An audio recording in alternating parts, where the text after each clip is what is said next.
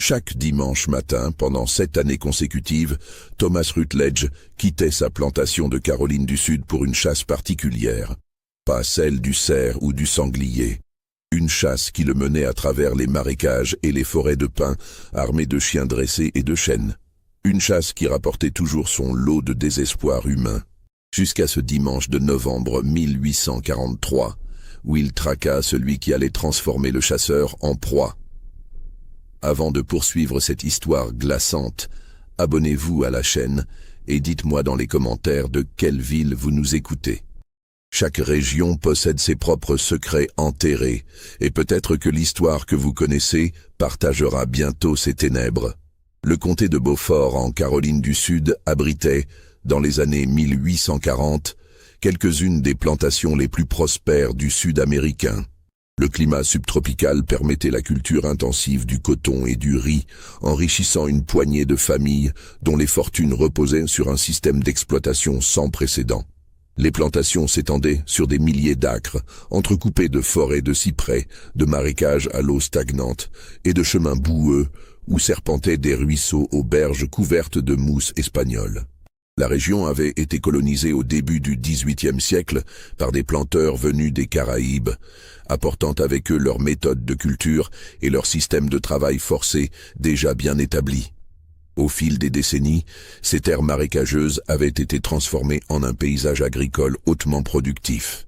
Les digues et canaux construits pour drainer les marécages permettaient la culture du riz dans les basses terres, tandis que les zones plus élevées accueillaient les champs de coton. Cette double culture faisait de Beaufort l'une des régions les plus riches du Sud, avec une concentration de richesses qui rivalisait avec les grandes villes du Nord. La plantation Meadowbrook appartenait à la famille Rutledge depuis 1789. 3 générations avaient bâti leurs richesses sur ces terres, transformant les champs en océans de coton blanc. La demeure principale, une imposante structure à colonnes blanches inspirée de l'architecture palladienne, dominait le paysage tel un temple dédié à la prospérité sudiste. Construite en 1812 après que la maison d'origine eût été détruite par un ouragan, elle comportait 2 étages, 23 pièces, et était entourée de jardins à la française que la grand-mère de Thomas avait fait dessiner par un architecte paysagiste venu de Charleston. Derrière cette façade de grandeur civilisée, 300 âmes vivaient dans des conditions d'une brutalité méthodique. Les quartiers des esclaves formaient un village séparé, situé à près d'1 kilomètre de la grande maison, composée de cabanes en bois mal isolées où s'entassaient des familles entières. Les journées commençaient avant l'aube et se terminaient bien après le coucher du soleil, pendant la saison des récoltes. La nourriture était rationnée avec précision, suffisante pour maintenir la capacité de travail, mais jamais assez pour permettre le confort. Les vêtements étaient distribués 2 fois par an, des tissus grossiers qui s'usaient rapidement sous le labeur constant. Thomas Rutledge avait hérité de la propriété en 1836, à la mort de son père Edmund. À 32 ans, il était alors considéré comme un jeune homme prometteur dans la société de Charleston. Il avait étudié le droit pendant 2 ans à l'université de Virginie avant de revenir pour apprendre la gestion de la plantation sous la tutelle de son père. Contrairement à d'autres propriétaires qui déléguaient la gestion quotidienne à des contremaîtres, Thomas s'impliquait personnellement dans chaque aspect de l'exploitation. Cette implication n'était pas motivée par une quelconque bienveillance, mais par un désir de contrôle absolu et d'efficacité maximale. Il tenait des registres détaillés non seulement de la production, mais aussi de chaque personne réduite en esclavage sur ses terres. Son bureau, au 2e étage de la demeure, contenait des cahiers remplis de notes minutieuses, nom, âge, origine présumée, capacité de travail, tentative de fuite, punitions administrées. Ces registres étaient tenus avec la même précision qu'un comptable tiendrait les livres d'une entreprise commerciale. Pour Thomas, c'était exactement ce que c'était, une entreprise.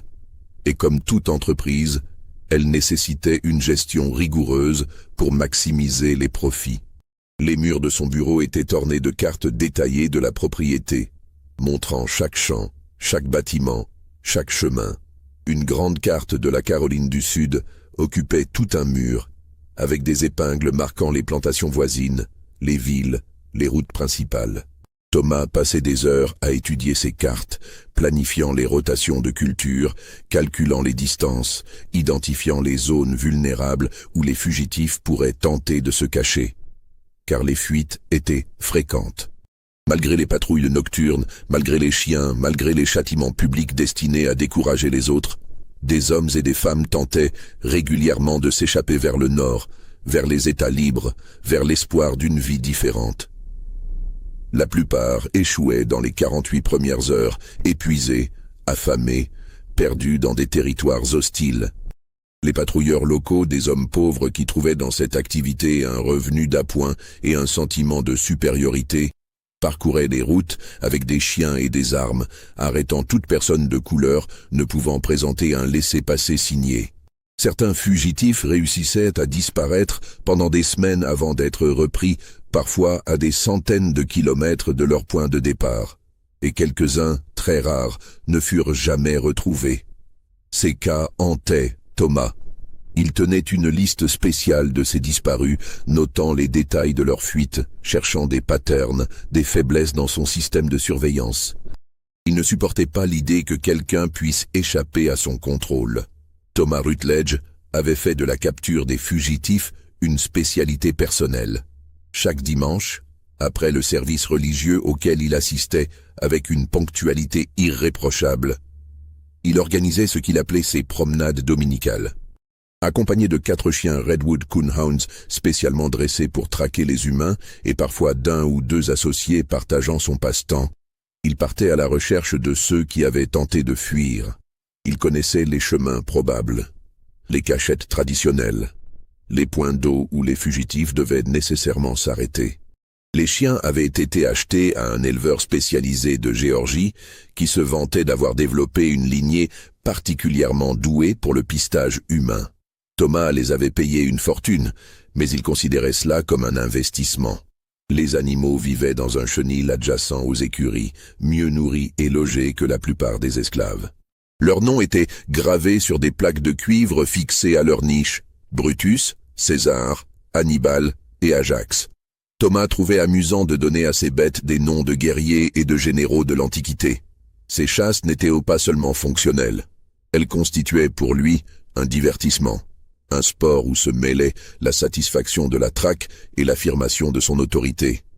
Il racontait ses exploits lors des dîners mondains, décrivant avec une précision clinique comment les chiens avaient acculé tel fugitif près d'un marécage, comment tel autre avait tenté de grimper à un arbre avant d'être rattrapé. Ces récits étaient ponctués de rires, comme s'il parlait d'une simple partie de chasse au renard. Les autres propriétaires l'écoutaient avec un mélange d'admiration et parfois d'inconfort. Même dans une société qui acceptait l'esclavage comme normal, l'enthousiasme de Thomas pour la chasse humaine semblait excessif à certains. Les esclaves de Meadowbrook le savaient. Ils connaissaient les dimanches de Thomas Rutledge. Cette connaissance imprégnait chaque tentative de fuite d'une terreur supplémentaire. Fuir un samedi signifiait être traqué le lendemain. Fuir en semaine donnait quelques jours de répit avant le prochain dimanche. Mais ils savaient tous que Thomas ne renonçait jamais. Certaines chasses s'étaient prolongées sur plusieurs semaines, Thomas revenant chaque dimanche jusqu'à retrouver sa proie. Il tenait un registre de ses chasses, notant le temps nécessaire pour chaque capture, les techniques utilisées, les leçons apprises. C'était pour lui une science qu'il perfectionnait méthodiquement. L'automne 1843 fut particulièrement sec. Les récoltes avaient été bonnes, meilleures même que l'année précédente. Le coton atteignait des prix élevés sur les marchés de Charleston et de Savannah. Thomas avait réinvesti une partie des profits dans l'achat de nouvelles terres adjacentes à sa propriété et dans l'acquisition de 20 esclaves supplémentaires lors d'une vente aux enchères à Charleston en septembre. La plantation était à son apogée de productivité, mais la tension régnait. Des rumeurs circulaient sur les réseaux d'aide aux fugitifs qui se développaient dans le Nord, sur des abolitionnistes qui aidaient les évadés, sur ce qu'on commençait à appeler le chemin de fer clandestin, ce réseau secret de maisons sûres et de guides qui conduisait les fugitifs vers la liberté. Ces rumeurs alimentaient l'espoir chez certains et la vigilance redoublée chez les propriétaires. Des réunions avaient été organisées entre les planteurs de la région pour discuter de mesures de sécurité renforcées. On parlait d'augmenter les patrouilles, de durcir les punitions, de resserrer le contrôle. Le vendredi 24 novembre, 3 personnes disparurent de Meadowbrook pendant la nuit. Un homme d'une quarantaine d'années nommé Samuel, qui travaillait aux écuries depuis 15 ans. Une femme plus jeune, Léa, âgée de 28 ans, affectée à la cuisine de la grande maison où elle préparait les repas pour la famille Rutledge. Et un enfant de 12 ans, un garçon appelé Moses, fils de Samuel et de Léa. Lorsque leur absence fut constatée à l'aube par le contremaître en chef, William Hendricks, l'alarme fut immédiatement donnée. Thomas Rutledge entra dans une rage froide. Il ordonna un décompte immédiat de tous les esclaves, vérifiant personnellement que chacun soit présent. Il fit inspecter les cabanes des fugitifs, notant les provisions manquantes, un sac de farine, du porc salé, 2 couvertures, une gourde. Dans la cuisine, il constata la disparition d'un couteau et d'une petite marmite en fer. Il interrogea personnellement les autres esclaves qui travaillaient aux écuries et à la cuisine, cherchant à savoir si quelqu'un avait remarqué quelque chose d'inhabituel dans le comportement de Samuel ou de Léa durant les jours précédents. La plupart jurèrent ne rien savoir, les yeux baissés, conscients que toute information pouvait être utilisée contre eux ou contre les fugitifs. Une vieille femme qui dormait dans la cabane adjacente à celle de Samuel admit avoir entendu du mouvement pendant la nuit, mais elle avait pensé que c'était simplement quelqu'un qui sortait pour se soulager. Les chiens furent sortis dès le samedi matin pour tenter de suivre une piste. Ils reniflèrent les vêtements laissés dans la cabane de Samuel, puis furent lâchés pour traquer. Mais la sécheresse avait durci le sol et les odeurs se dispersaient mal. Les chiens tournèrent en cercle confus pendant près de 2 heures avant de prendre une direction vague vers le sud-ouest, mais la piste se perdait régulièrement et il fallait recommencer. Thomas attendit le dimanche avec une impatience contenue. Il passa le samedi soir à étudier ses cartes, à réfléchir aux routes probables que les fugitifs auraient pu prendre. Samuel connaissait bien les environs, ayant accompagné Thomas à plusieurs reprises lors de voyages vers Charleston. Il saurait éviter les routes principales. Mais il avait une femme et un enfant avec lui, ce qui ralentirait considérablement leur progression. Thomas se coucha ce soir-là, avec la certitude qu'il les retrouverait le lendemain. Durant le service religieux à l'église méthodiste de Sheldon, le dimanche matin, Thomas pria avec une ferveur visible. Le pasteur, révérend Jonathan Pembroke, qui connaissait les activités dominicales de Thomas, conclut son sermon par une référence à l'ordre naturel des choses et au devoir de chaque homme de protéger ce que Dieu lui avait confié. Il cita des passages de la Bible que les défenseurs de l'esclavage utilisaient pour justifier le système. L'histoire de Cham et de Canaan, les instructions de Paul aux esclaves d'obéir à leur maître. Thomas hocha la tête avec satisfaction durant le sermon, sentant que Dieu lui-même approuvait sa mission du jour. À 13 heures précises, après un déjeuner léger, Thomas enfila sa tenue de chasse. Bottes hautes en cuir imperméabilisé, pantalon épais en toile, veste marron à nombreuses poches et large chapeau à bords relevés. Il arma son fusil de chasse à double canon, vérifia la charge de son pistolet à percussion et attacha à sa ceinture un fouet enroulé et des chaînes métalliques. Il glissa également un couteau de chasse dans sa botte droite. Les 4 chiens, excités par la perspective de la chasse, jappaient et sautaient dans la cour. Les palefreniers les tenaient difficilement en laisse. Cette fois, Thomas décida de partir seul, contrairement à son habitude. Il voulait prouver qu'il n'avait besoin de personne pour ramener les fugitifs. Il avait aussi une autre raison, moins avouable. Il voulait avoir le temps de corriger les fugitifs avant de les ramener, loin des regards qui pourraient trouver ses méthodes excessives. Le fouet attaché à sa ceinture n'était pas seulement pour les chiens. La piste commença au niveau des quartiers des esclaves, où les chiens reniflèrent les derniers objets manipulés par les fugitifs. Après plusieurs cercles confus qui firent gronder Thomas d'impatience, Les animaux prirent une direction vers le sud-ouest, à travers les champs récemment moissonnés où les tiges de coton coupées formaient des rangées régulières maintenant vides. Le sol était dur sous les bottes de Thomas, craquelé par des semaines sans pluie significative, puis vers la forêt de pins qui bordait la propriété. C'était une zone que Thomas connaissait intimement. Il y avait chassé des dizaines de fugitifs au fil des années, mais aussi du gibier depuis son enfance. La forêt offrait une fausse impression de sécurité. Dense en apparence, elle était traversée de chemins que seuls les habitués connaissaient. Les fugitifs inexpérimentés s'y perdaient, tournant en rond, s'épuisant, tandis que leurs poursuivants suivaient méthodiquement les sentiers établis.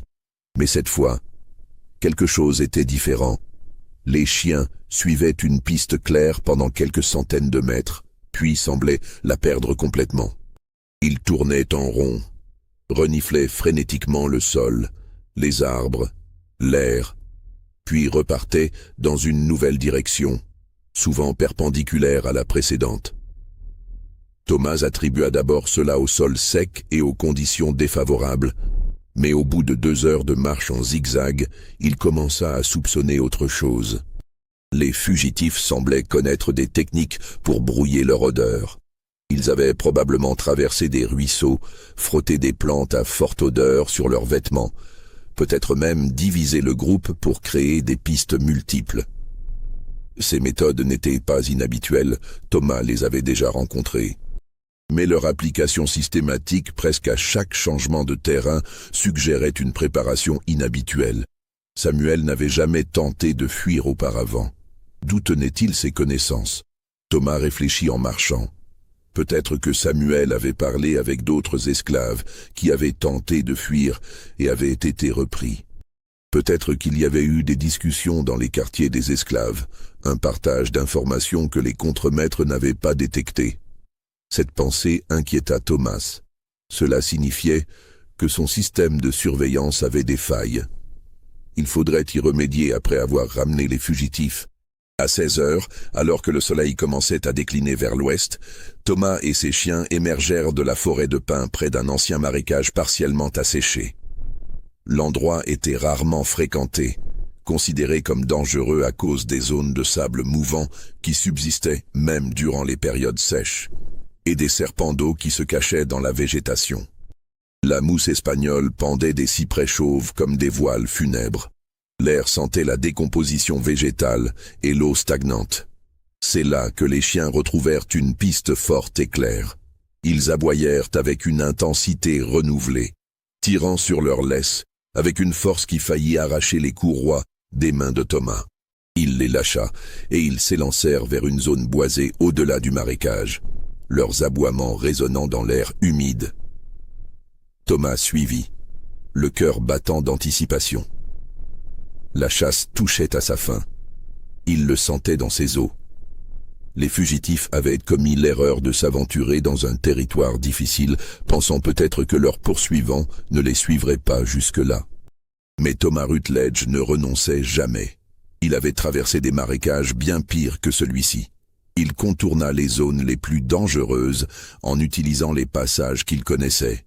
Des bandes de terre plus fermes, invisibles, pour qui ne connaissait pas les lieux. C'est en contournant un bosquet de saules qu'il vit le premier corps. Samuel gisait face contre terre au bord d'un petit cours d'eau presque asséché, ses vêtements déchirés, du sang séché sur le côté de sa tête formant une croûte sombre. Thomas s'approcha prudemment, le fusil levé et armé, tous les sens en alerte. L'homme respirait encore mais faiblement. Sa respiration était superficielle et irrégulière. Il avait été frappé violemment, probablement avec une branche ou une pierre, le crâne présentant une bosse visible sous les cheveux crépus. À quelques mètres plus loin, Léa était recroquevillée contre un arbre, inconsciente elle aussi, une ecchymose violacée sur la tempe droite. Sa robe était déchirée à l'épaule, révélant une autre contusion sur le bras. Elle respirait, mais ne réagissait pas lorsque Thomas la secoua légèrement avec le bout de sa botte. Thomas regarda autour de lui, tous les sens en alerte. Quelque chose n'allait pas. Ses blessures n'étaient pas dues à une chute ou à l'épuisement. La position des corps, la nature des impacts. Tout indiquait qu'ils avaient été frappés délibérément, méthodiquement. Quelqu'un les avait assommés. Mais qui? Le garçon, Moses, n'était nulle part en vue. Thomas appela les chiens qui reniflèrent les blessés avec curiosité, leur queue fouettant l'air. « Moses !» cria Thomas, sa voix résonnant dans le silence de la forêt. « Montre-toi, garçon, je sais que tu es là. » Aucune réponse, seulement le bruissement du vent dans les feuilles et le gargouillis faible du ruisseau. C'est alors qu'il entendit le bruit. Un craquement de branches, léger mais distinct, à une vingtaine de mètres sur sa gauche. Les chiens grondèrent immédiatement, les poils du dos hérissés, leur corps tendu comme des ressorts. Thomas pivota, le fusil pointé vers la source du son, son doigt se resserrant sur la détente. Une silhouette se tenait entre les arbres, à moitié dissimulée par les ombres allongées du crépuscule. Un homme, grand, très grand, probablement plus d'1,90 m, la peau sombre, vêtue de haillons qui avaient dû être des vêtements d'esclaves, mais qui étaient maintenant méconnaissables, déchirés et tachés. Mais ce qui figea Thomas une fraction de seconde, ce fut le regard de cet homme. Pas la peur habituelle qu'il voyait dans les yeux des fugitifs capturés, pas la résignation désespérée. Quelque chose de différent, de plus froid, de calculateur. Un regard qui évaluait, mesurait, planifiait. L'homme ne fuyait pas. Il se tenait là, immobile, observant Thomas avec la même intensité que Thomas l'observait. Dans sa main droite, quelque chose brillait faiblement. Une lame improvisée, peut-être le couteau volé dans la cuisine, ou peut-être quelque chose qu'il avait fabriqué lui-même. Puis, avant que Thomas ne puisse tirer, l'homme disparut dans la végétation avec une agilité déconcertante, se fondant dans les ombres comme s'il n'avait jamais été là. Les chiens s'élancèrent immédiatement à sa poursuite, aboyant férocement, leur voix changeant de ton, devenant presque hystérique. Thomas les suivit au pas de course, oubliant momentanément les deux blessés derrière lui, oubliant sa prudence habituelle. La chasse venait de prendre une tournure totalement inattendue. Et pour la première fois depuis qu'il avait commencé ses dimanches de traque, Thomas Rutledge sentit une petite pointe de peur s'insinuer dans son esprit. Pour comprendre ce qui se passa ensuite, il faut revenir 6 mois en arrière, au printemps 1843, lorsqu'un homme fut amené à Meadowbrook dans des circonstances inhabituelles. Thomas Rutledge avait l'habitude d'acheter ses esclaves aux ventes aux enchères de Charleston, événement régulier où des centaines de personnes étaient vendues chaque mois, ou directement auprès de marchands itinérants qui parcourèrent le sud avec leur cargaison humaine. En avril, un marchand nommé Josiah Pemberton arriva à la plantation avec une cargaison particulière. Pemberton était un homme rondelet d'une 50aine d'années, au visage rougeau perpétuellement en sueur, qui se spécialisait dans ce qu'il appelait avec un sourire entendu les acquisitions spéciales. Des esclaves ayant fui d'autres plantations et capturés loin de leurs propriétaires d'origine, des individus sans papier clair, parfois même des hommes libres kidnappés dans les États du Nord et vendus illégalement dans le Sud. C'était un commerce lucratif mais risqué, opérant dans une zone grise de légalité que même les défenseurs de l'esclavage trouvaient parfois inconfortable. Parmi les 8 personnes enchaînées dans le chariot de Pemberton, un homme attira immédiatement l'attention de Thomas. Grand, probablement dans la mi-trentaine, avec une musculature impressionnante qui suggérait une force considérable, et des scarifications rituelles sur les joues et les épaules, des motifs géométriques précis qui indiquaient une origine tribale spécifique. Thomas avait vu de telles marques auparavant sur des esclaves récemment arrivés d'Afrique, mais elles étaient rares, en 1843. L'importation légale d'esclaves africains avait été interdite depuis 1808, bien que le commerce illégal persistât. Pemberton expliqua, avec des gestes vagues et un récit confus, l'avoir acheté à un autre marchand en Géorgie, qui le tenait lui-même d'un trafiquant de Floride, opérant près de la frontière espagnole. L'histoire était vague, pleine de trous, et les papiers pratiquement inexistants. Juste un reçu de vente griffonné sur un papier sale, sans détail sur l'origine ou l'histoire de l'homme. Pemberton appelait l'homme Jacob, mais admettait avec un haussement d'épaule que ce nom avait probablement été inventé lors d'une transaction antérieure, peut-être même plusieurs transactions en arrière. Il ne parle pas un mot d'anglais, avait expliqué Pemberton en crachant un jet de jus de tabac dans la poussière, ou alors il fait semblant. Avec ces Africains fraîchement débarqués, on ne sait jamais. Mais regardez ces muscles, monsieur Rutledge, un travailleur de première classe, je vous le garantis, fort comme un bœuf. Vaut bien le prix que je demande. Thomas fut intrigué. L'homme ne parlait pas anglais, ou prétendait ne pas le parler. Il répondait aux ordres par des gestes minimaux, mais son comportement n'était pas celui de la soumission habituelle que Thomas avait appris à reconnaître chez les esclaves bien dressés. Il y avait dans sa posture quelque chose d'insoumis, une tension contenue qui suggérait la violence potentielle plutôt que la résignation. Ses yeux surtout ne se baissaient pas lorsqu'on le regardait. C'était un signe de danger, selon l'expérience de Thomas. « Il a causé des problèmes ?» demanda Thomas, examinant l'homme de plus près, cherchant des marques de fouet récentes ou d'autres signes de correction sévères. Pemberton hésita, puis admit « quelques-uns. Il a cassé le bras d'un de mes assistants lors du transport. Le gars avait essayé de le frapper pour le faire obéir plus vite. Jacob a attrapé le bâton et... Eh bien, disons que mon assistant ne pourra pas travailler pendant quelques semaines. » Cette information aurait dû dissuader Thomas. Un esclave violent était un risque, une menace potentielle, non seulement pour les contremaîtres, mais pour tous les autres esclaves qui pourraient être tentés de l'imiter. Mais Thomas se sentait confiant. Il avait géré des esclaves difficiles auparavant. Il avait des méthodes pour briser même les plus rebelles. Et cet homme, malgré ses scarifications et sa musculature impressionnante, n'était qu'un homme seul, sans alliés, dans un pays étranger dont il ne parlait pas la langue. Malgré ces signes inquiétants, Thomas acheta l'homme pour une somme relativement modeste. $150, bien en dessous du prix habituel pour un homme dans la force de l'âge. Pemberton était pressé de s'en débarrasser, craignant probablement que l'homme ne cause plus de problèmes. Il prit l'argent avec un soulagement visible et quitta la plantation dans l'heure, comme s'il fuyait quelque chose. Thomas enchaîna immédiatement Jacob dans les quartiers des esclaves, dans une cabane qu'il partagerait avec 3 autres hommes. Il fut assigné aux travaux les plus pénibles des champs. Défricher de nouvelles terres, creuser des canaux de drainage, couper du bois.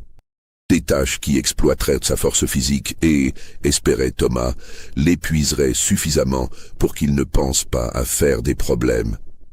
Les semaines qui suivirent furent étranges. Jacob travaillait sans se plaindre, accomplissant même plus que ce qui lui était demandé. Sa force était réellement exceptionnelle. Il pouvait porter des charges que 2 hommes normaux peinaient à soulever, abattre des arbres avec une vitesse impressionnante, creuser des fossés plus profondément et plus rapidement que quiconque. Les contremaîtres furent satisfaits, rapportant à Thomas que cet achat s'avérait excellent malgré les inquiétudes initiales. Mais il ne se mêlait pas aux autres esclaves. Il mangeait seul, assis à l'écart pendant les brèves pauses accordées pendant la journée. Il dormait à l'écart, dans la cabane commune, enroulé dans sa couverture contre le mur, le plus éloigné. Il ne participait pas aux rares moments de repos commun, le dimanche après-midi, quand certains esclaves chantaient, racontaient des histoires, ou simplement profitaient de quelques heures sans travail. Les autres esclaves semblaient à la fois fascinés et inquiets de sa présence. Ils parlaient de lui à voix basse, se demandant d'où il venait, ce qu'il pensait, pourquoi il restait si distant. Un contremaître nommé William Hendricks, un homme maigre et nerveux d'une 40aine d'années qui supervisait les travaux des champs, rapporta à Thomas un comportement inhabituel. Jacob passait ses soirées, après le travail, à sculpter de petits objets dans du bois. Des figures abstraites, des symboles géométriques que personne ne reconnaissait, des formes qui semblaient avoir une signification, mais qui restaient incompréhensibles.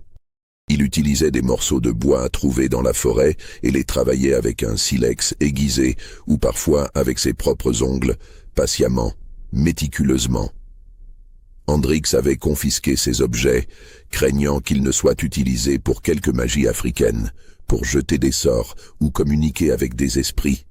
Les esclaves chrétiens de la plantation murmuraient que Jacob pratiquait du vaudou ou d'autres rituels païens. Hendrix apporta une poignée de ces sculptures à Thomas, les étalant sur son bureau avec un air inquiet. Thomas les avait examinées avec curiosité, mais sans réelle inquiétude.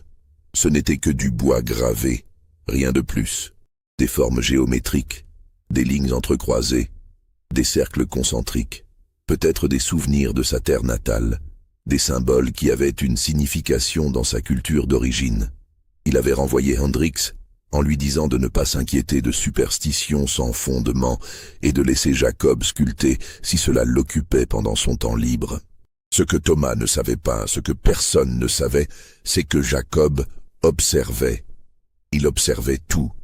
Les routines de la plantation, immuables et prévisibles.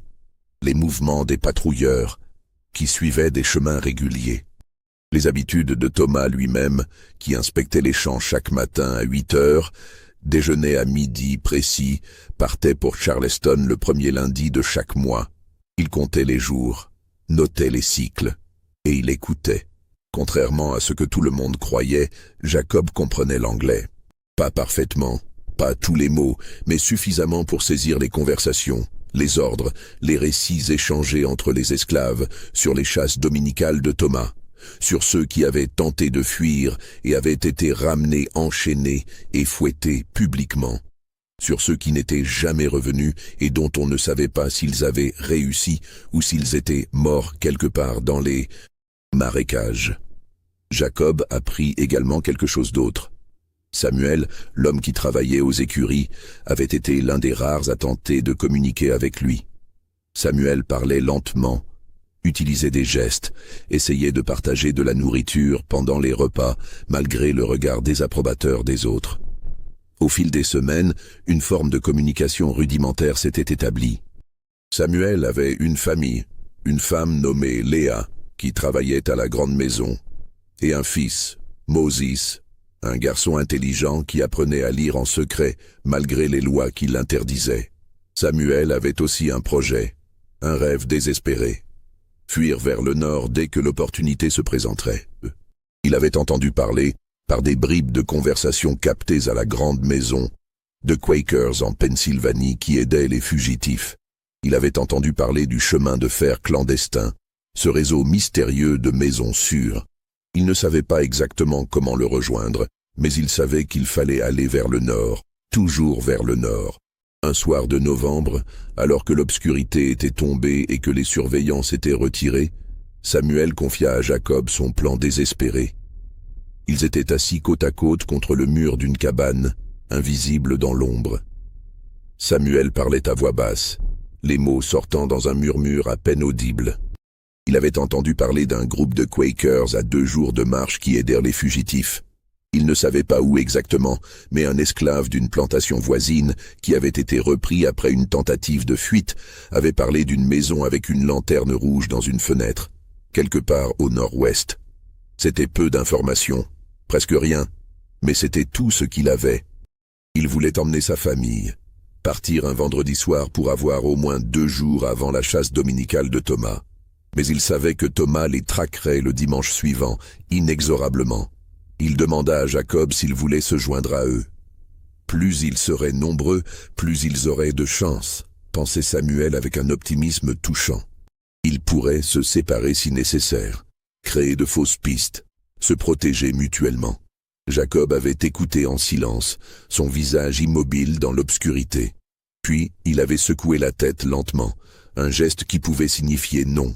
Non, il ne les accompagnerait pas. Samuel avait senti sa poitrine se serrer de déception. Mais alors Jacob avait posé une main sur l'épaule de Samuel, un geste rare chez lui, un contact humain qu'il s'autorisait rarement. Et il avait prononcé les seuls mots d'anglais qu'il ait jamais dits à voix haute sur cette plantation, dans un accent lourd et des mots mal prononcés, « Wait 2 days ». Attends 2 jours. Samuel n'avait pas compris. 2 jours pourquoi? 2 jours après quoi? Mais quelque chose dans le regard de Jacob, dans la pression de sa main sur son épaule, l'avait convaincu de faire confiance, de ne pas poser plus de questions, de simplement attendre et voir. La nuit du vendredi 24 novembre, Samuel, Léa et Moses quittèrent Meadowbrook comme prévu. Ils attendirent que les patrouilles nocturnes passent, comptant les minutes dans l'obscurité étouffante de leur cabane. À minuit, quand tout sembla calme, ils se glissèrent dehors, portant leurs maigres provisions dans un sac de toile. Ils suivirent un plan simple que Samuel avait élaboré pendant des semaines. Traverser la forêt de pins, longer le marécage asséché, puis rejoindre un ancien chemin de chasse qui menait vers le nord-ouest. Ce qu'ils ne savaient pas, c'est que Jacob les avait suivis. Discrètement, à distance, invisible dans l'obscurité. Il connaissait les méthodes de pistage, savait comment marcher sans laisser de traces évidentes, comment utiliser le terrain pour masquer sa présence. Ses compétences lui venaient d'une vie antérieure, une vie dont personne à Meadowbrook ne soupçonnait l'existence. Jacob n'était pas né dans l'esclavage américain. Il venait d'Afrique de l'Est, des hautes terres entre les territoires Maasai et Kikuyu, là où les tribus guerrières avaient développé des traditions millénaires de chasse et de combat. Jeune guerrier, il avait été formé aux techniques de pistage, de combat, de survie. Il avait participé à des raids, gardé les troupeaux, appris à lire les traces et à se déplacer sans être détecté. Puis, il avait été capturé lors d'un raid par des marchands d'esclaves arabes. Enchaîné, emmené vers la côte. Le voyage vers les Amériques avait duré des mois. Entassé dans la cale d'un navire négrier, Jacob avait survécu là où tant d'autres mourraient. Il avait survécu en gardant une pensée. Un jour, il serait libre. Puis, vendu et revendu dans des circuits illégaux, chaque transaction effaçant son histoire. Mais on ne peut pas effacer ce qu'un homme est. Jacob avait conservé ses compétences. Il avait observé, appris, attendu. Le samedi, quand on découvrit les disparitions, personne ne remarqua l'absence de Jacob immédiatement. Ce n'est qu'au décompte du soir. Mais à ce moment-là, Jacob exécutait son plan. Des années plus tard, un ancien esclave nommé Elijah raconta qu'on avait aperçu Jacob le samedi près de la plantation, observant Thomas préparer sa chasse. Le dimanche après-midi, pendant que Thomas traquait Samuel et sa famille, Jacob se déplaçait parallèlement, invisible. Il atteignit le marécage avant Thomas. Il localisa Samuel, Léa et Moses. Ce qui se passa ensuite fut brutal. Jacob frappa Samuel et Léa, les assommant. Moses reçut l'ordre de se cacher dans un arbre creux. Puis Jacob arrangea les corps pour attirer Thomas. C'était un piège. Le chasseur devenait l'appât. Si cette histoire vous glace le sang, appuyez sur j'aime et dites-moi dans les commentaires ce que vous pensez qu'il va arriver à Thomas. Croyez-vous qu'il survivra cette nuit dans la forêt? Croyez-vous qu'il reverra l'aube ou que le chasseur deviendra définitivement la proie? Thomas et l'homme roulèrent au sol dans un enchevêtrement violent de membres, de terre et de feuilles mortes qui volaient dans toutes les directions. La torche enflammée fut projetée dans les feuilles sèches accumulées au fil des années, créant un risque immédiat d'incendie qui pourrait consumer toute la forêt. Le fusil, arraché des mains de Thomas par la violence de l'impact, fut projeté hors de portée, atterrissant quelque part dans l'obscurité grandissante avec un bruit sourd. Thomas sentit immédiatement des mains puissantes, dures comme de l'acier, agripper son cou avec une force qui dépassait tout ce qu'il avait jamais connu. Ses mains pressaient, avec une détermination terrifiante, cherchant méthodiquement à écraser sa trachée, à couper tout passage d'air vers ses poumons qui commençaient déjà à brûler. Les doigts s'enfonçaient profondément dans sa chair, cherchant les points précis qui causeraient le maximum de dommages. Ce n'était pas l'attaque désordonnée d'un homme désespéré. C'était la technique calculée de quelqu'un qui savait exactement comment tuer avec ses mains nues. Thomas sentit la panique monter en lui comme une marée noire. Pour la première fois de sa vie d'adulte, il faisait face à sa propre mortalité imminente. Lui qui avait toujours été celui qui décidait de la vie et de la mort des autres, se trouvait maintenant dans la position inverse, impuissant sous la poigne d'un homme qu'il avait considéré comme sa propriété. L'ironie de la situation lui échappa complètement dans l'urgence du moment. Il parvint à dégager son bras droit avec un effort désespéré et frappa au hasard vers le haut, son poing touchant quelque chose de dur, probablement la mâchoire ou le crâne de son adversaire. Le coup résonna douloureusement dans ses articulations. L'étreinte mortelle se relâcha légèrement, juste assez pour qu'il puisse aspirer une gorgée d'air brûlant dans ses poumons affamés. Il frappa à nouveau, et encore, utilisant toute sa force, toute son énergie de survie. Ses coups étaient maladroits, désespérés, mais portés avec la fureur d'un homme qui sent la mort approcher. Jacob grogna sous les coups, mais ne lâcha pas complètement prise. Ses mains restaient fermement autour du cou de Thomas, même si la pression diminuait légèrement à chaque impact. C'était un combat pour la survie dans sa forme la plus primitive, dépouillé de toute civilisation, de toute règle. Deux hommes dans la boue et les feuilles, luttant pour déterminer lequel verrait le prochain lever de soleil. Thomas parvint finalement à se dégager suffisamment pour tenter de ramper vers son fusil, qu'il apercevait vaguement dans la pénombre, à quelques mètres qui semblaient des kilomètres. Ses mains griffaient le sol humide, s'accrochant à des racines, à des pierres, à tout ce qui pouvait lui donner un peu de traction. Mais une main de fer attrapa sa cheville droite et le tira brutalement en arrière avec une force irrésistible, le faisant glisser sur le ventre, son visage raclant contre les feuilles et la terre. Thomas se retourna avec un effort surhumain et frappa violemment avec son talon libre, visant le visage qu'il distinguait à peine dans l'obscurité. Il sentit l'impact contre quelque chose de mou, probablement le nez ou la bouche, entendit un grognement de douleur qui lui procura une satisfaction primitive. L'homme grogna profondément mais ne lâcha toujours pas prise, ses doigts serrant la cheville de Thomas comme un étau vivant qui refusait de céder. Thomas réussit à se retourner complètement, se retrouvant maintenant face à son attaquant, dans une position légèrement plus avantageuse. Dans la lumière mourante et vacillante de la torche qui avait roulé dans les feuilles et brûlait maintenant avec une flamme inégale et fumante, projetant des ombres dansantes sur tout ce qui les entourait, Thomas vit enfin clairement le visage de son adversaire pour la première fois depuis le début de cette lutte mortelle. C'était l'homme qu'il avait acheté en avril dernier, celui que le marchand Pemberton appelait simplement Jacob. Mais ce n'était plus du tout le travailleur silencieux et apparemment docile qui courbait la tête et obéissait aux ordres sans broncher. Ce n'était plus l'esclave qui acceptait les tâches les plus pénibles sans se plaindre. C'était un guerrier dans toute sa gloire terrifiante, les yeux brillants d'une détermination farouche et de quelque chose qui ressemblait à du triomphe anticipé. Les scarifications rituelles sur son visage étaient accentuées par l'ombre et la sueur qui coulaient en rivière, formant des motifs qui semblaient presque vivants dans la lumière dansante et trompeuse du feu.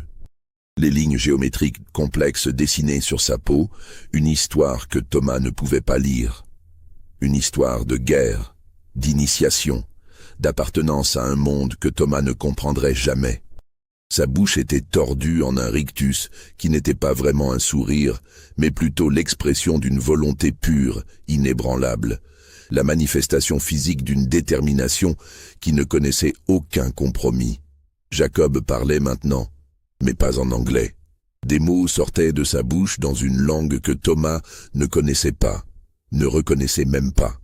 Les sons étaient gutturaux, rythmé, prononcé avec une intensité qui en faisait presque un sortilège, une incantation, une malédiction lancée contre celui qui avait osé le réduire en esclavage. Le rythme était le même que celui du chant entendu plus tôt dans la forêt, régulier et implacable comme le battement d'un tambour de guerre. Thomas comprit soudain, avec une clarté glaciale qui traversa sa peur comme un éclair de lucidité, que cet homme n'était pas simplement un esclave rebelle qui tentait désespérément de s'échapper. Il était quelque chose que le système d'esclavage américain n'avait jamais prévu, n'avait jamais anticipé dans tous ses calculs et ses règlements. Un homme qui n'avait jamais accepté mentalement, pas même un seul instant, son asservissement. Un homme qui avait conservé intacte son identité de guerrier malgré les mois ou les années de captivité, malgré les chaînes, malgré le travail forcé, malgré toutes les tentatives de le briser. Et maintenant il inversait les rôles avec une précision méthodique qui suggérait une planification longue et détaillée. Il utilisait les techniques du chasseur contre le chasseur lui-même, retournant l'arme de l'oppresseur contre l'oppresseur. Il avait transformé la chasse dominicale de Thomas en piège mortel, transformant le prédateur en proie avec une efficacité qui était presque artistique dans sa perfection. Le chasseur était devenu la proie, et le chasseur, Thomas réalisa avec une horreur grandissante, ne savait absolument pas comment être une proie. Toute sa vie, depuis son enfance dorée dans cette plantation, il avait été celui qui contrôlait, qui dominait, qui décidait de la vie et de la mort des autres. Il avait grandi dans un monde où son autorité était absolue, où sa parole était loi, où des centaines de personnes dépendaient de son bon vouloir pour leur survie quotidienne. Maintenant, pour la première fois de sa vie, il était à la merci de quelqu'un d'autre. Il était vulnérable, impuissant, dépendant de la clémence ou de la cruauté d'un homme qu'il avait traité comme du bétail. Et cette réalisation était peut-être plus terrifiante que la menace physique elle-même. C'était un bouleversement complet de l'ordre du monde tel qu'il le connaissait, une inversion qui remettait en question toutes les certitudes sur lesquelles il avait construit sa vie. Ils luttèrent dans la lumière mourante pendant ce qui sembla une éternité, roulant dans la boue et les feuilles mortes, chacun cherchant désespérément un avantage décisif qui mettrait fin au combat. Jacob était indéniablement plus fort, considérablement plus fort, ses muscles développés par des années de travail brutal, mais aussi par un entraînement guerrier que Thomas ne pouvait qu'imaginer. Ses techniques de combat étaient sophistiquées, affiné par des années d'entraînement tribal dans des terres lointaines, des mouvements fluides qui parlaient de maîtrise et d'expérience. Mais Thomas se battait avec l'énergie brute du désespoir, avec la conscience aiguë que perdre ce combat signifiait mourir seul dans cette forêt, que son corps ne serait peut-être jamais retrouvé, qu'il deviendrait juste une autre personne disparue dans les bois dangereux de Caroline du Sud. Et il était plus lourd que Jacob, mieux nourri par des décennies de vie privilégiée, avec une masse corporelle qui pouvait compenser en partie le désavantage technique. Le combat se poursuivit, brutal et primitif. Les deux hommes étaient maintenant couverts de boue, de sang et de sueur. La respiration de Thomas était laborieuse, sifflante, ses côtes protestaient douloureusement à chaque inspiration. Son visage était égratigné par les branches et les ronces, ses vêtements déchirés en plusieurs endroits. Jacob saignait aussi, du nez et d'une coupure au-dessus de l'œil droit, mais il ne semblait pas le remarquer, concentré uniquement sur son objectif. Thomas parvint finalement, dans un moment de chance désespéré, à atteindre le pistolet qui était toujours attaché à sa ceinture. Ses doigts, tremblants et engourdis, s'enroulèrent maladroitement autour de la crosse familière. Cette sensation qui lui avait toujours procuré un sentiment de pouvoir et de contrôle. Il tenta de le sortir de son étui, luttant contre le cuir mouillé qui retenait l'arme, contre ses propres mains qui ne répondaient plus correctement à ses commandes. Jacob vit l'arme et tenta immédiatement de saisir le poignet de Thomas, ses doigts se refermant comme un étau. Mais Thomas fut légèrement plus rapide cette fois. Il parvint à dégager complètement l'arme, à pointer le canon vers le corps massif de son adversaire qui se trouvait maintenant à bout portant, si proche qu'il était impossible de manquer. Il pressa la détente avec toute la force qui lui restait, son doigt tremblant sur le métal froid. Le coup résonna dans la forêt comme le tonnerre dans un ciel d'orage, un son assourdissant qui fit taire instantanément tous les bruits nocturnes. Les oiseaux qui s'étaient posés après le précédent coup de feu s'envolèrent à nouveau dans un nuage paniqué. Les chiens survivants, quelque part dans l'obscurité, jappèrent nerveusement. Jacob recula brusquement, violemment, touché à l'épaule gauche à courte distance. Du sang commença immédiatement à tremper sa chemise déchirée, formant une tache sombre qui s'élargissait rapidement sur le tissu grossier. La balle avait traversé les chairs, créant une blessure qui devait être atrocement douloureuse. Mais il ne tomba pas comme Thomas l'avait espéré, attendu, prié pour qu'il arrive. Au lieu de cela, Jacob se redressa presque immédiatement, une main pressée fermement contre sa blessure pour tenter d'arrêter l'hémorragie. Son visage se tordit de douleur pendant une fraction de seconde, mais cette expression fut rapidement remplacée par quelque chose de plus froid, de plus déterminé encore. Ses yeux rencontrèrent ceux de Thomas une dernière fois, et dans ce regard, Thomas vit quelque chose qui le glaça jusqu'aux os. Pas de la peur, pas de la défaite, mais plutôt une promesse silencieuse. Une promesse que ce n'était pas terminé, que ce combat n'était qu'une bataille dans une guerre plus longue. Puis Jacob recula stratégiquement dans l'obscurité qui engloutissait maintenant presque complètement la forêt, disparaissant entre les arbres noueux avec cette agilité déconcertante qu'il avait manifestée tout l'après-midi, comme s'il faisait partie de la forêt elle-même. En quelques secondes, il fut invisible, ne laissant que des traces de sang sur les feuilles mortes et un silence oppressant qui semblait vibrer de menaces. Thomas resta au sol pendant un long moment, haletant comme un animal blessé, tremblant de façon incontrôlable. Ses mains secouaient si violemment qu'il faillit lâcher le pistolet maintenant vide. Sa main était toujours serrée sur l'arme avec une force qui faisait blanchir ses articulations, comme si le pistolet était la seule chose qui le rattachait encore à la réalité. Il avait gagné ce round, il avait survécu à l'attaque. Mais au fond de lui, dans un endroit qu'il ne voulait pas examiner de trop près, qu'il refusait d'explorer pleinement, il savait avec une certitude absolue que ce n'était pas terminé. Cet homme, Jacob, ne renoncerait pas. Il était blessé, certainement, peut-être même grièvement. Mais il n'était pas vaincu, pas brisé, pas soumis.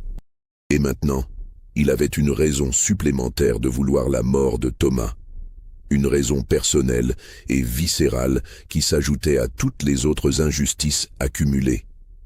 Thomas resta encore quelques minutes au sol, essayant de reprendre son souffle, essayant de calmer les tremblements qui secouaient son corps entier.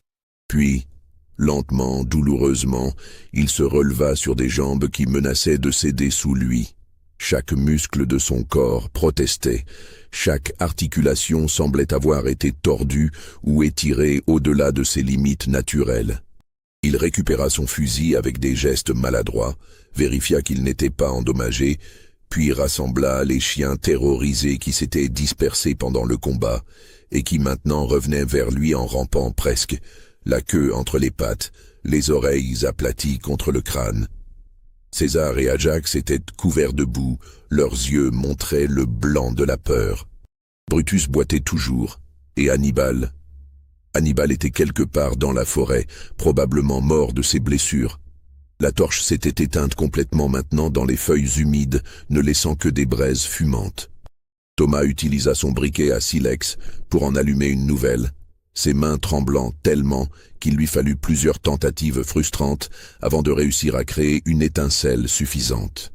Puis, il se mit en marche vers la plantation aussi vite que sa fatigue, sa douleur et sa peur le permettaient, regardant constamment derrière lui, sursautant à chaque bruit dans les buissons, à chaque craquement de branches, s'attendant à chaque instant à ce que Jacob surgisse à nouveau de l'obscurité pour terminer ce qu'il avait commencé. Chaque ombre semblait cacher une menace, chaque mouvement du vent dans les feuilles semblait être le bruit de pas qui le suivait. Le trajet de retour fut un cauchemar interminable. Thomas se perdit 2 fois, prenant de mauvaises directions dans l'obscurité complète, devant revenir sur ses pas en jurant. Il trébucha sur des racines invisibles, se prit les pieds dans des lianes, faillit tomber dans un fossé rempli d'eau stagnante. Les chiens le suivaient en gémissant, aussi effrayés que leur maître. Il émergea finalement de la forêt 2 heures plus tard, bien après la tombée complète de la nuit épaisse et sans lune. Le ciel était couvert, aucune étoile ne brillait pour l'orienter. Il était déchiré par les ronces et les branches basses, sanglant de plusieurs coupures et écorchures, épuisé mentalement et physiquement au-delà de tout ce qu'il avait jamais connu. Son visage était méconnaissable, couvert de boue séchée et de sang, ses vêtements coûteux réduits à des haillons. Les contremaîtres qui surveillaient la propriété avec des lanternes, de plus en plus inquiets de son absence prolongée qui dépassait maintenant largement ses habitudes, furent stupéfaits de le voir dans cet état lamentable.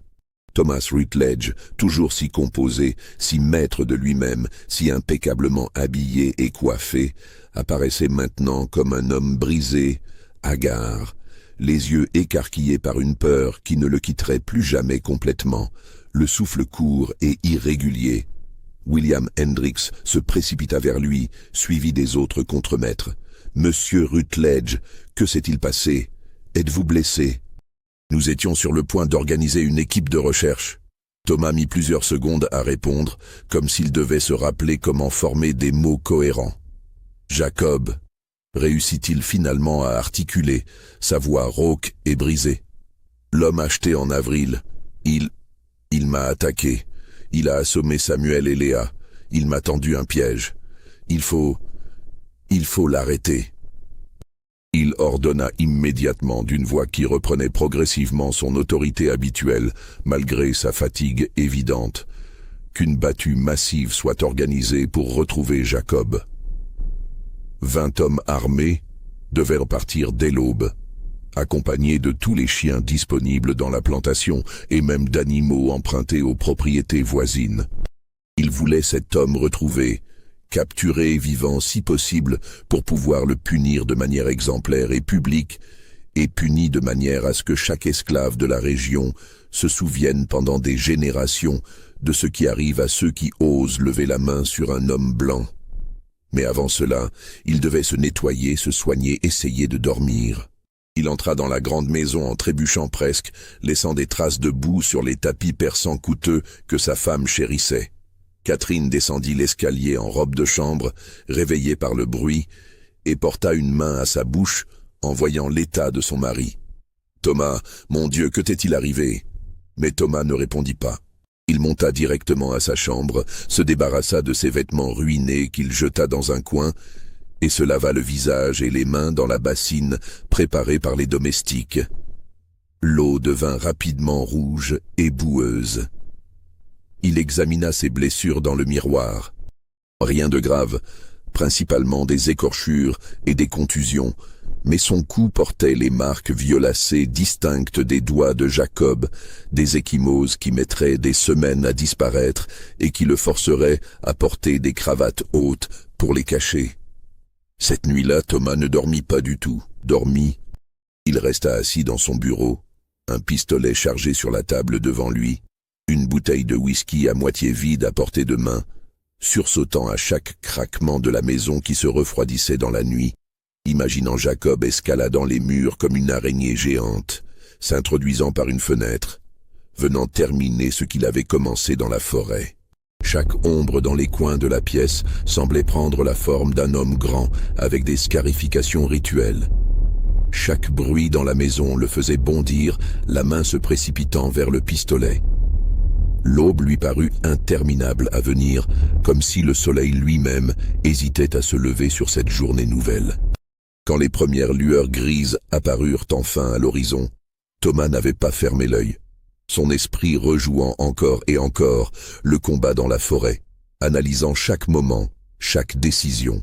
Les hommes partirent dès que la lumière fut suffisante pour voir, formant une ligne d'une 20aine de personnes qui balayeraient méthodiquement la forêt.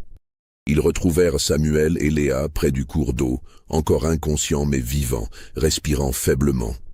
Leurs blessures à la tête étaient inquiétantes, les crânes présentant des bosses impressionnantes. Ils furent ramenés immédiatement à la plantation, où le médecin local, le docteur Simmons, fut appelé d'urgence pour les soigner. Il examina longuement les blessures, nettoya les plaies, appliqua des compresses froides. « Ils ont eu de la chance », déclara-t-il finalement à Thomas. Les coups étaient précis, calculés pour assommer sans tuer.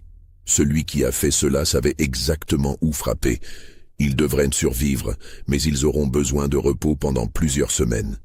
Moses fut découvert caché dans un arbre creux, exactement où Jacob l'avait envoyé, recroquevillé dans le tronc creux, comme un petit animal terrifié. L'enfant était traumatisé, incapable de parler pendant plusieurs jours, ses yeux grands ouverts fixant le vide. Quand il retrouva finalement l'usage de la parole, il ne put raconter que des bribes confuses de cette nuit, des images fragmentées qui ne formaient pas un récit cohérent. Mais Jacob resta obstinément introuvable malgré tous les efforts. Les chiens suivirent des pistes qui se terminaient invariablement dans les marécages les plus profonds, là où même les hommes les plus courageux hésitaient à s'aventurer. Des traces de sang suggéraient qu'il était blessé, peut-être grièvement, mais rien ne permettait de le localiser avec précision. Il semblait avoir tout simplement disparu dans les profondeurs de la forêt, absorbé par la terre elle-même. Les recherches continuèrent pendant une semaine entière, puis 2, puis 3. Les hommes revenaient chaque soir épuisés, frustrés, bredouilles. Toutes les plantations environnantes dans un rayon de 50 km furent alertées, leurs contremaîtres mis en état d'alerte maximale. Des patrouilleurs professionnels furent engagés à prix d'or, des hommes qui se vantaient de n'avoir jamais échoué à capturer un fugitif, qui avaient des années d'expérience et des techniques éprouvées. Des récompenses furent offertes, augmentant progressivement jusqu'à atteindre une somme considérable. D'abord $50 pour des informations fiables menant à sa capture, puis $100 pour sa capture vivante, puis même $150, une fortune pour la plupart des gens. Des affiches furent imprimées et distribuées dans toutes les villes de la région, décrivant Jacob en détail. Homme de grande taille, scarification rituelle distinctive sur le visage et les épaules, considéré comme extrêmement dangereux, ne pas approcher seul. Mais Jacob avait disparu aussi complètement que s'il n'avait jamais existé, comme s'il avait été un fantôme ou un esprit plutôt qu'un homme de chair et de sang. Aucune trace fiable, aucun témoignage crédible, aucune piste sérieuse. C'était comme si la forêt l'avait avalé et refusait de le rendre. L'histoire aurait pu s'arrêter là, devenir juste un incident violent parmi tant d'autres dans une plantation du Sud, une note de bas de page oubliée dans les registres poussiéreux. Mais ce qui se passa ensuite, lentement, progressivement, sur des mois et des années, transforma cet événement en légende murmurée, en histoire qui traversa les générations d'esclaves du Sud, répétée à voix basse dans les cabanes sombres, transmise comme un message d'espoir ou de vengeance possible selon la perspective de celui qui écoutait. Jacob fut aperçu. Pas à Meadowbrook, jamais à Meadowbrook où tous le cherchaient activement, mais dans d'autres plantations dispersées à travers toute la région de Caroline du Sud et même au-delà.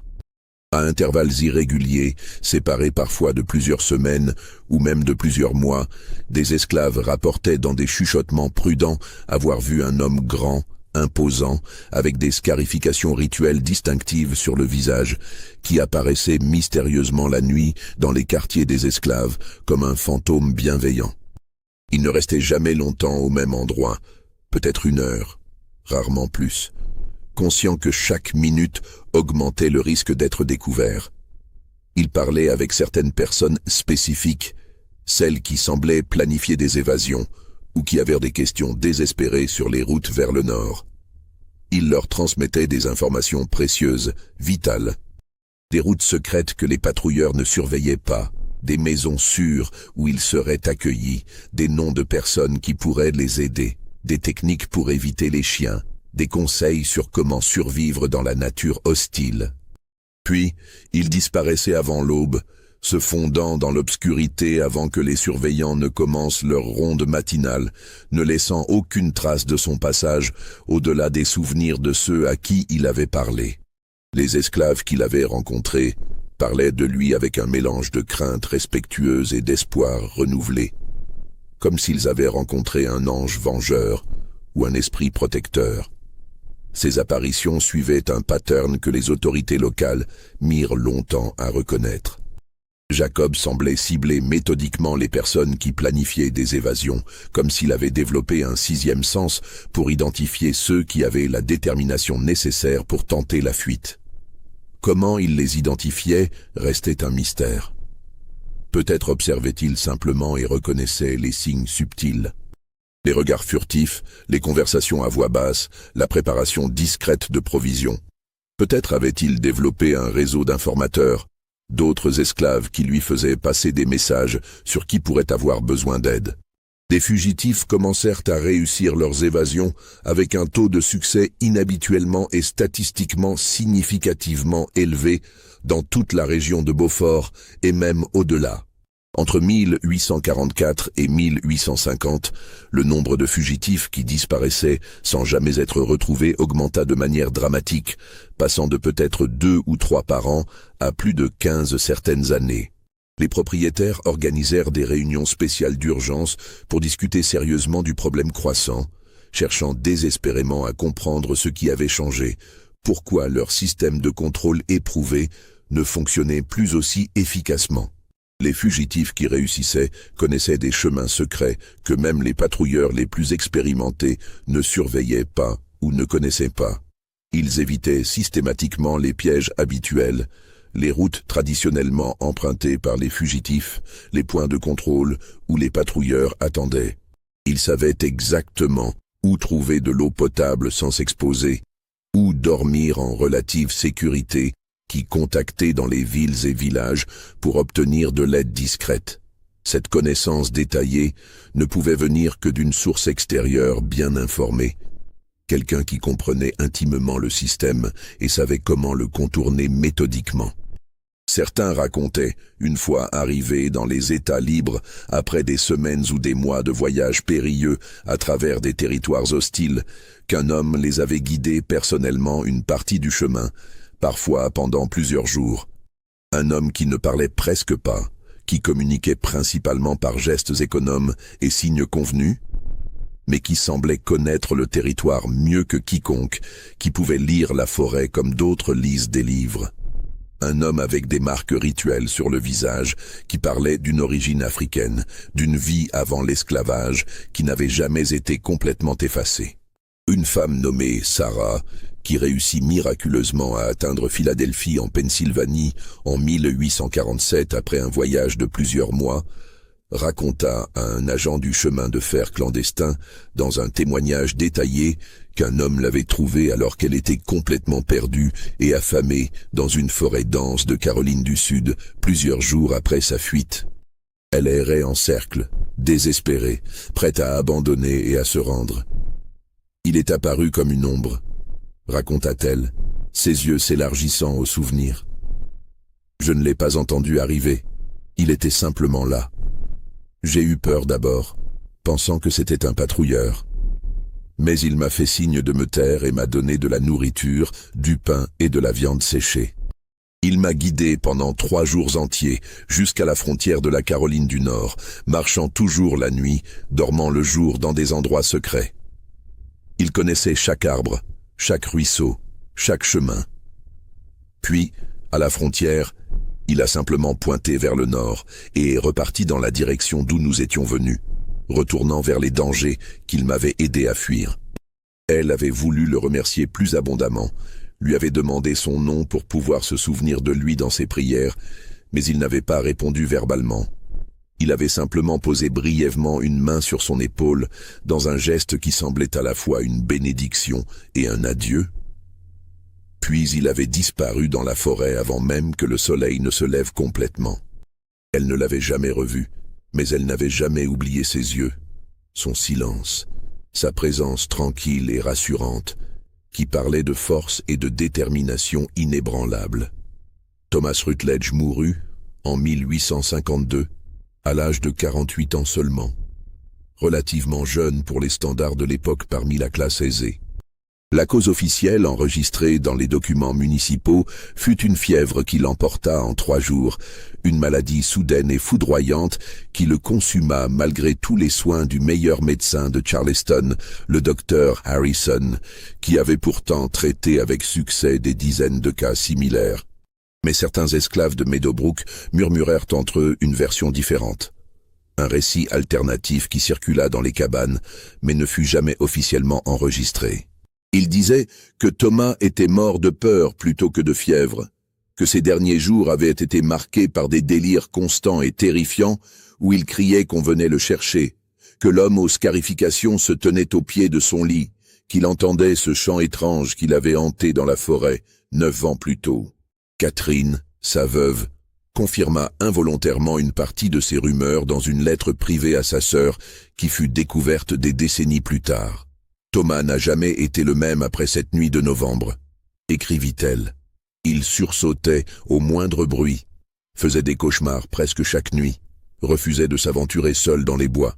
Quelque chose s'était brisé en lui cette nuit-là, quelque chose qui ne s'est jamais réparé. Son fils, Edmund Jr., hérita de Meadowbrook à 24 ans et continua l'exploitation de la plantation jusqu'à ce que la guerre civile vienne tout bouleverser une décennie plus tard. Mais la famille ne retrouva jamais la prospérité et le succès des années précédant novembre 1843. Les fugues se multiplièrent de manière exponentielle, devenant presque impossibles à contrôler malgré tous les efforts et toutes les mesures de sécurité renforcées. En 1858, une année particulièrement difficile, 15 personnes disparurent en seulement 12 mois, un chiffre sans précédent qui représentait 5% de la population totale des esclaves de la plantation. Edmund Jr. dut vendre une partie substantielle des terres et même certains esclaves pour compenser les pertes financières importantes causées par cette hémorragie constante de main-d'œuvre. La réputation de Meadowbrook souffrit également, d'autres propriétaires chuchotant que les Rutledge avaient perdu le contrôle de leurs propriétés. Des documents découverts bien plus tard, dans les années 1900, dans les archives du Freedmen's Bureau, l'agence fédérale créée après la guerre civile spécifiquement pour aider les anciens esclaves à s'intégrer dans la société en tant que personnes libres, contiennent des témoignages intrigants et détaillés qui jettent une lumière fascinante sur ces événements. Entre 1865 et 1870, des agents du bureau interviewèrent systématiquement des centaines d'anciens esclaves à travers tout le Sud, collectant leurs histoires personnelles, documentant leurs expériences, créant une archive précieuse de voix qui autrement auraient été perdues. Plusieurs personnes ayant fui les plantations de Caroline du Sud entre 1843 et 1860 mentionnèrent spécifiquement l'aide cruciale d'un homme qu'ils appelaient par différents noms, le guide, l'ombre, le fantôme de la forêt ou parfois simplement le guerrier. Mais malgré la diversité des noms, les descriptions physiques correspondaient remarquablement d'un témoignage à l'autre. Homme grand, très grand, dépassant largement la taille moyenne. Scarification rituelle distinctive et complexe sur le visage et les épaules, indiquant une origine tribale africaine. Très peu bavard au point d'être presque muet. Connaissance extraordinaire et presque surnaturelle du terrain et des techniques de survie. Un témoignage en particulier retint l'attention des historiens qui étudièrent ces archives des décennies plus tard. Moses, le fils de Samuel et Léa, qui avait été un enfant terrifié de 12 ans lors de l'incident de novembre 1843, fut interviewé en 1866 par un agent méticuleux du Freedmen's Bureau nommé James Patterson. Moses avait maintenant 25 ans et travaillait comme charpentier qualifié à Charleston, gagnant honnêtement sa vie en tant qu'homme libre, propriétaire de sa propre petite maison et de ses outils. Son témoignage, préservé dans un cahier à la couverture en cuir maintenant craquelé par le temps, était remarquablement détaillé pour des événements survenus plus de 20 ans auparavant. Il raconta comment, cette nuit terrifiante dans la forêt, l'homme appelé Jacob l'avait trouvé caché avec ses parents près du ruisseau. Il avait vu Jacob frapper son père et sa mère, les assommant méthodiquement, et pendant un instant terrifiant qui semblait durer une éternité, il avait cru avec certitude qu'ils allaient tous mourir, que cet homme étrange allait les tuer tous les trois. Mais Jacob s'est alors tourné vers moi, raconta Moses à l'agent Patterson. Il s'est agenouillé pour être à ma hauteur. Il avait du sang sur les mains, le sang de mon père et de ma mère, et j'étais pétrifié. Mais il m'a regardé dans les yeux et il m'a fait comprendre par geste que mes parents n'étaient pas morts, seulement endormis.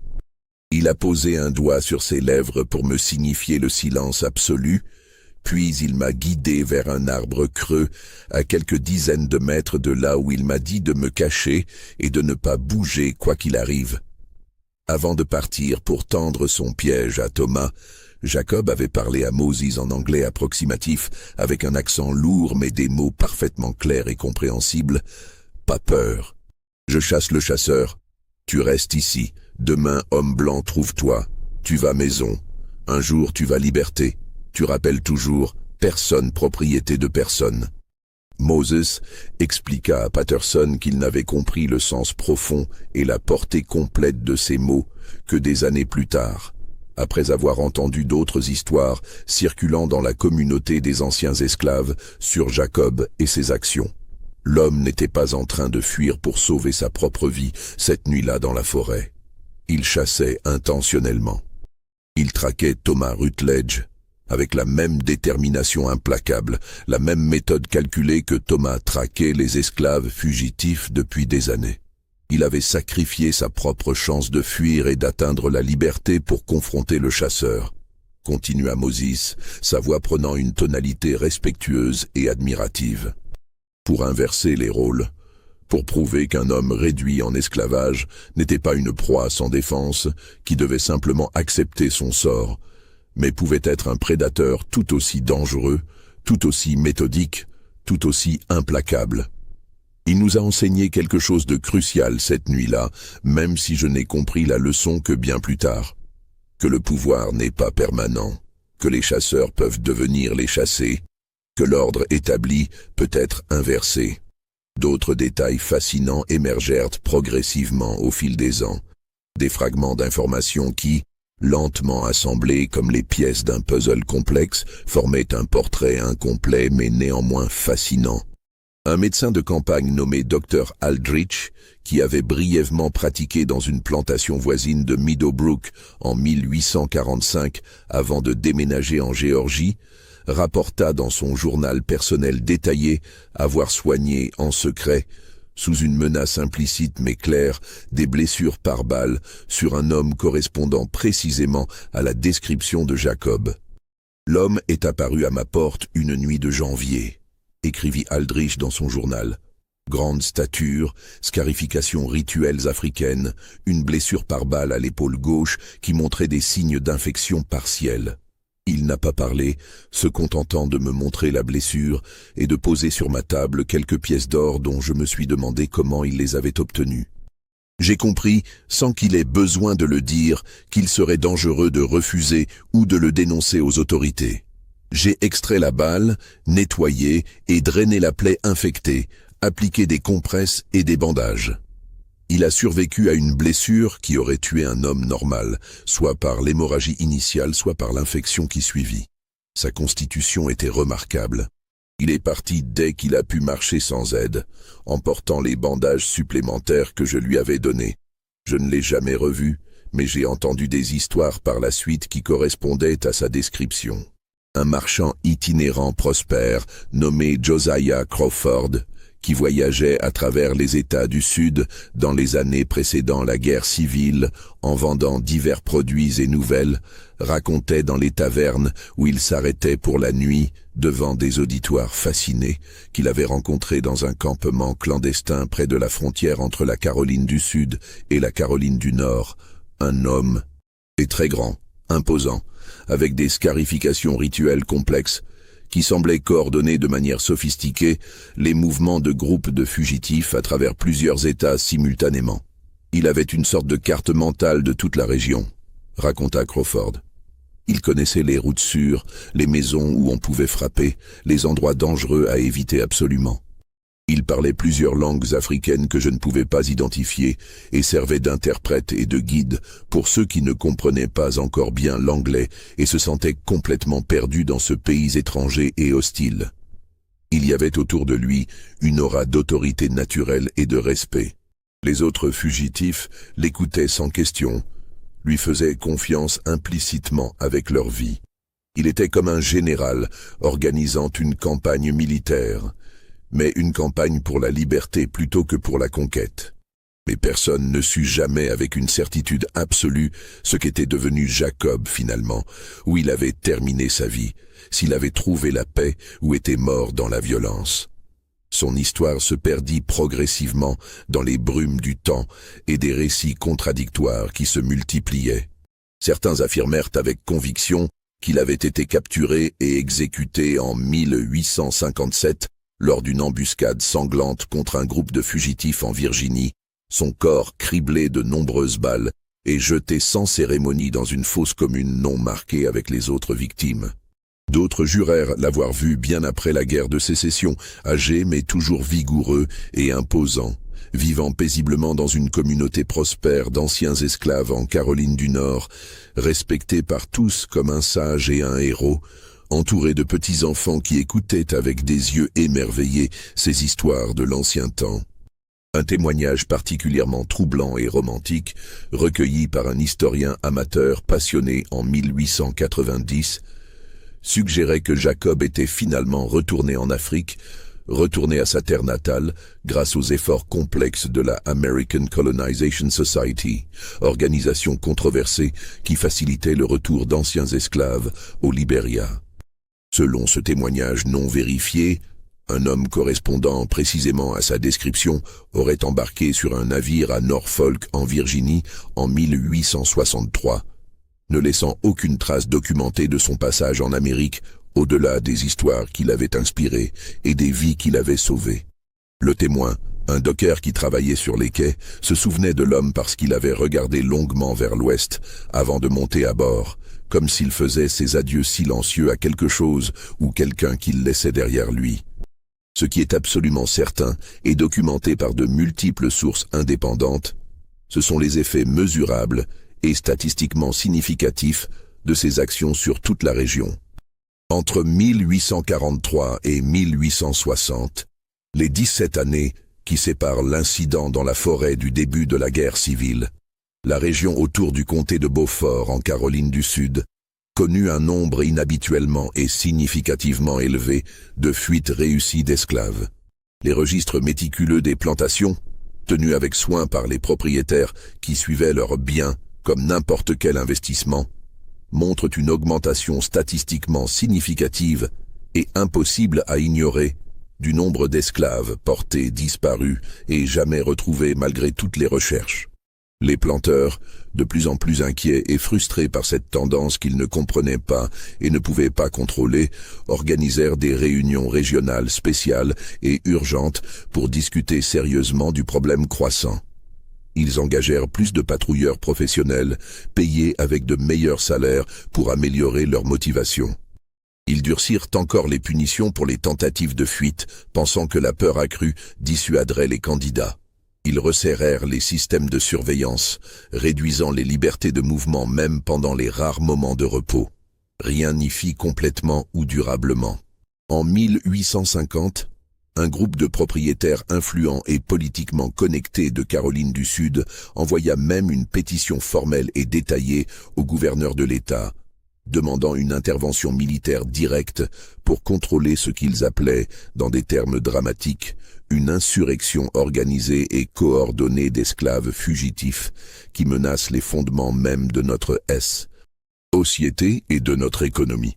La pétition, conservée dans les archives de l'État, mentionnait spécifiquement et avec inquiétude un individu ou plusieurs individus opérant de manière hautement coordonnée et sophistiquée pour faciliter les évasions massives et systématiques. Le gouverneur répondit en augmentant temporairement les patrouilles d'État et en allouant des fonds supplémentaires pour la capture des fugitifs, mais le problème fondamental persista et même s'intensifia. Les fuites continuèrent, régulières comme le tic-tac d'une horloge, érodant lentement mais sûrement le système qui semblait si solide et permanent. Les esclaves, eux, dans leurs cabanes sombres éclairées seulement par des bougies ou des feux tremblants, se transmettaient des histoires précieuses. Des histoires sur l'homme qui avait chassé le chasseur, qui avait inversé les rôles établis. Sur le guerrier qui refusait obstinément d'être brisé, malgré toutes les tentatives. Sur celui qui transformait les armes et les techniques de l'oppression contre les oppresseurs eux-mêmes avec une efficacité qui faisait presque penser à de la magie. Ces histoires étaient racontées à voix basse pour ne pas être entendues par les surveillants, chantées dans des chansons codées et ambiguës pendant le travail dans les champs, transmises soigneusement de génération en génération comme un trésor précieux d'espoir et de résistance possible. Elle servait de rappel constant que le pouvoir n'était pas absolu, que les chaînes pouvaient être brisées, que la résistance était possible même dans les circonstances les plus désespérées. Thomas Rutledge, dans les 9 années qui suivirent son affrontement traumatisant avec Jacob dans la forêt, nota dans son journal personnel plusieurs réflexions troublantes et inhabituellement introspectives qui révèlent comment cet incident unique avait profondément ébranlé ses certitudes les plus fondamentales sur le monde et sa place en son sein. Il écrivait en 1846, 3 ans après les événements qu'il avait remarqués. « Je me suis toujours considéré comme un homme rationnel et éclairé, guidé par la logique et l'ordre naturel des choses tels qu'établis par Dieu et la nature. J'ai défendu notre système comme nécessaire et juste, fondé sur les différences naturelles et évidentes entre les races, que tout homme raisonnable peut observer. Mais depuis cette nuit terrifiante, dans la forêt, je comprends que j'ai vécu dans une illusion confortable et dangereuse. Nous croyons contrôler ces gens par la force, par les chaînes et les fouets, par la surveillance et les punitions. Mais nous ne contrôlons réellement que leur corps. Leurs esprits restent libres, complètement libres, et un esprit libre est plus dangereux que n'importe quelle arme forgée par l'homme. Cet homme, Jacob, m'a montré la vérité que nous refusons tous collectivement de voir, que nous devons refuser de voir pour maintenir notre mode de vie, qu'ils sont humains, totalement et complètement humains, et que cette humanité niée et opprimée se vengera inévitablement un jour de nous tous. Cette entrée de journal, écrite de sa main dans une écriture qui devient plus tremblante et irrégulière vers la fin, fut l'une des rares fois où Thomas admit, même dans le privé de son journal personnel, que le système qu'il défendait publiquement et dont il profitait matériellement avait des failles morales et pratiques fondamentales, que la violence et le contrôle total ne pouvaient pas vraiment en briser l'esprit humain ou éliminer le désir inné de liberté. Mais comprendre intellectuellement n'est pas la même chose que changer concrètement ses actions, et Thomas ne changea pas ses pratiques pour autant. Il continua à exploiter sa plantation comme auparavant, à acheter et vendre des êtres humains comme du bétail, à administrer des punitions brutales pour maintenir l'ordre et la discipline. Mais quelque chose d'intangible en lui s'était irrémédiablement brisé cette nuit-là dans la forêt sombre, quelque chose que même lui ne pouvait pas complètement identifier ou nommer. Le chasseur avait découvert de manière viscérale et traumatisante ce que signifiait être traqué, être la proie plutôt que le prédateur, être impuissant face à un adversaire supérieur. Et cette connaissance terrifiante l'avait marqué à jamais d'une manière qui ne pouvait pas être effacée ou oubliée, créant une fissure permanente dans sa certitude et son assurance, qui ne se referma jamais complètement, même avec le passage des années. Il mourut avec cette fissure toujours présente, cette blessure psychologique qui ne guérit jamais. Pensez-vous que tout cela s'est vraiment passé exactement comme raconté? Que Jacob était un homme réel en chair et en os, et a vraiment inversé les rôles du chasseur et de la proie dans cette forêt de Caroline du Sud? Les documents historiques existent, fragmentaires et dispersés dans diverses archives de Charleston à Columbia, accessibles à ceux qui cherchent.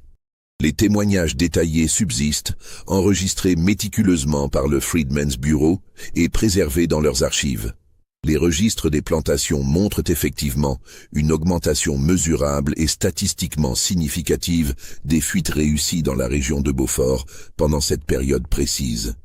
Mais comme pour toutes les histoires de cette époque sombre et troublée, la frontière exacte entre faits historiques vérifiables et légendes embellies reste délibérément floue, intentionnellement obscurcie par ceux qui avaient tout intérêt à ce que certaines vérités dérangeantes restent cachées ou minimisées, enterrées dans des archives non cataloguées ou tout simplement détruites.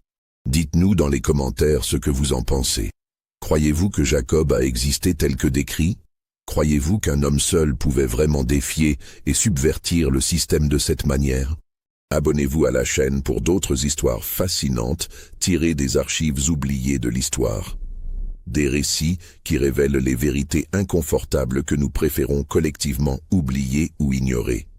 Et partagez cette histoire avec ceux qui, comme vous, cherchent les vérités enfouies dans le passé, qui veulent comprendre d'où nous venons, pour mieux comprendre où nous allons et qui nous sommes. Car que Jacob ait été un homme réel de chair et sang, ou un symbole mythologique créé par l'espoir désespéré, que cette chasse dans la forêt ait eu lieu exactement comme décrit, ou de manière légèrement différente, une chose est absolument certaine et ne peut pas être contestée. À un moment donné de l'histoire, quelque part dans les forêts sombres et dangereuses du sud esclavagiste américain, des chasseurs confiants découvrirent avec terreur qu'ils pouvaient eux-mêmes être chassés, que leur technique pouvait être retournée contre eux, que leur pouvoir n'était pas aussi absolu qu'ils le croyaient.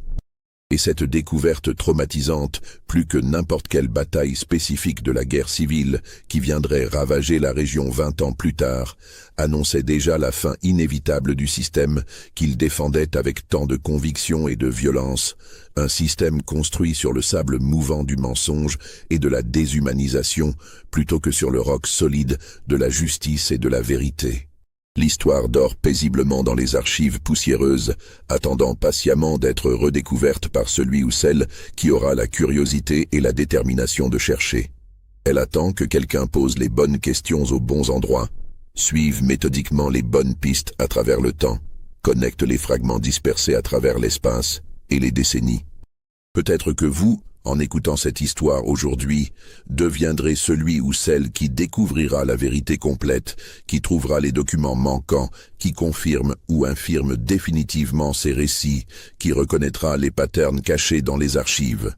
Ou peut-être que la vérité complète et définitive n'est pas destinée à être connue avec certitude absolue, et que le mystère lui-même, l'ambiguïté permanente entre faits et légendes, est le véritable héritage le plus approprié de Jacob, le guerrier qui refusa obstinément d'être brisé, dont la vraie victoire fut peut-être non pas ce qu'il accomplit concrètement, mais ce qu'il symbolisa et continue de symboliser pour tous ceux qui vinrent après lui et continuent de lutter pour la liberté et la dignité.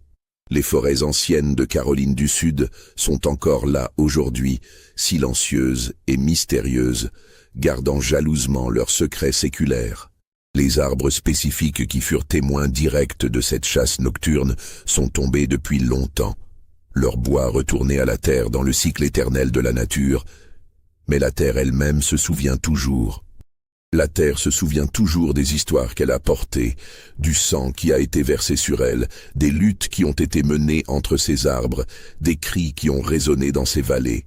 Et si vous marchez dans ces bois au crépuscule, quand les ombres s'allongent et que la frontière entre passé et présent semble s'estomper dans la lumière déclinante, quand le vent murmure entre les pins et les cyprès avec une voix qui semble presque humaine, peut-être entendrez-vous encore, porté par l'air humide du soir, le chant grave et rythmé d'un guerrier qui refuse toujours, même dans l'Aïm. Or, même après plus d'un siècle, de céder sa dignité et son humanité à ceux qui voudraient les lui arracher. Fin.